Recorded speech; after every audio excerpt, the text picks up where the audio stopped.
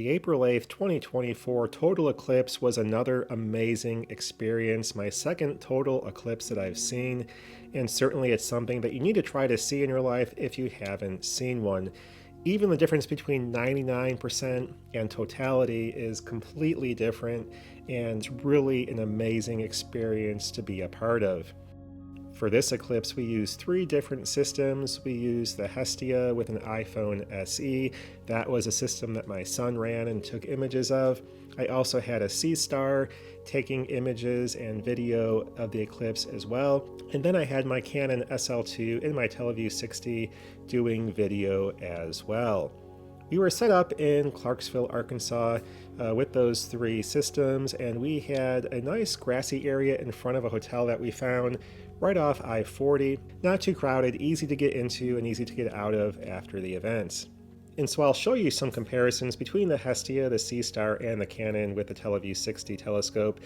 This is by no means anything you should take anything from in terms of which is better and worse, because they're obviously completely different systems, and you really can't compare these because they do vary so much. The Hestia basically just gives you a higher powered view with a wider aperture than you would get with your phone alone, and so that does allow you to see a lot more detail than you would otherwise see, and really I was extremely pleased with how it worked. This of course is not going to compare to any type of real telescope camera system or a DSLR, but really for what it is, it worked really well, and I was really happy that we had it. The Seestar did a really nice job as well. The included solar filter does give that orange look to everything, and you can get a little bit higher quality view if you do use like some Beta film or something like that instead of the Seestar film that they give you, but overall it worked fine. The Canon SL2 only does HD video, and so if I had used a higher magnification setup, I would have been able to see more detail, but really with a Canon what I was trying to do was to get a wide field of view of the sun so I could get the whole corona around the sun. As a result, the detail when you compare them here is less in the Canon only because it's only HD video and I'm cropping in on the sun in a wider field of view.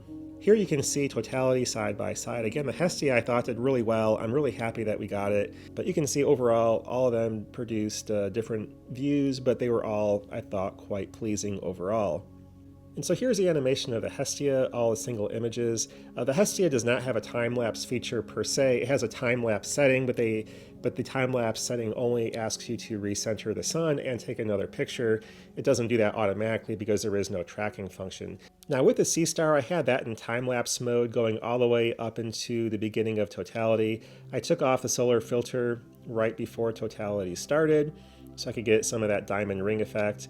And then I stopped the time-lapse and just did some straight video during totality itself. And then I put it back on time-lapse mode before totality ended, leaving the solar filter off until we already were past that diamond ring effect at the end of totality.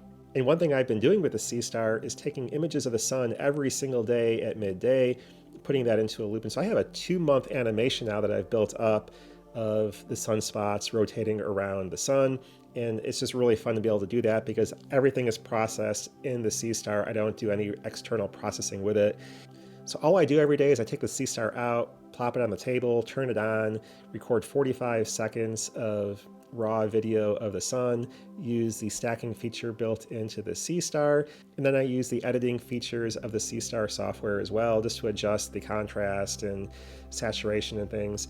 And then I just take that image and put it in LumaFusion to add to my animation you see here, and it works fantastic. It's super fast to do.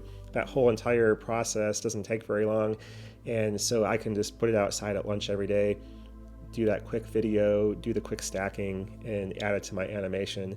And this just works super fast. Now with a Canon, I just left it on video mode for about a half hour, and this is a 6x playback of that overall loop. And so you can kind of see the end of the partial phase, all of totality, and then part of the partial phase after totality. And this really provided a nice loop just because you got to see the whole diamond ring effect at the start and end of totality, how everything kind of evolved during totality.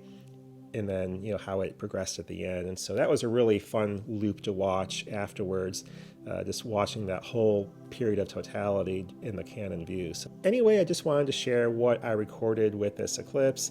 Again, I thought all of the systems worked fine for me. I'll eventually produce some much better single images after I stack a bunch of the video and process the resulting stacked images, but haven't gotten there yet.